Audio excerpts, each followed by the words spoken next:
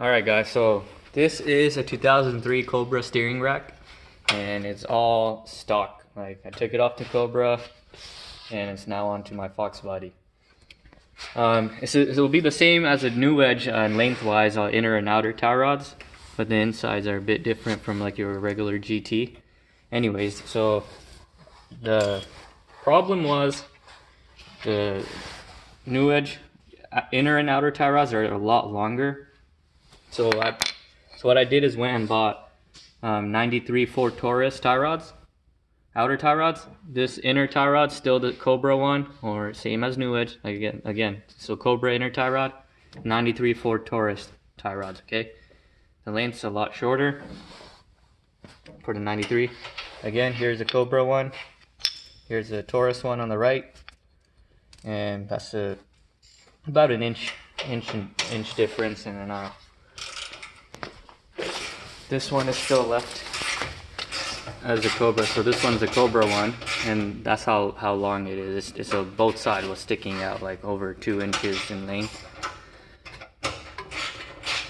And I believe the steering rack straight right now, and then that was the problem. It's way too long. So if you get the Ford Taurus ones, it shortens it. And, you know, push it in more. So that's it. That's all you need to do. Inner tie rod, 93 Ford Taurus. Outer tie rods, SN95 spindles, 1994, 1995. They're the same. So I have 94, 95. Foxbody length control arms. And these fit.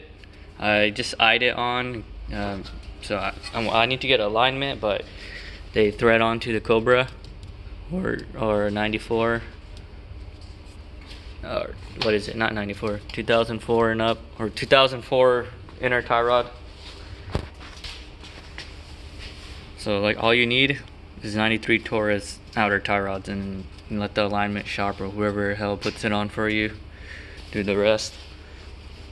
So I also got the Maximum Motorsports hybrid shaft, which you need to paint before you put it on, and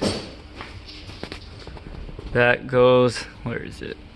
Yeah, that goes on here. It fits correctly. And then this side, so that's my steering wheel right there, which this goes into there.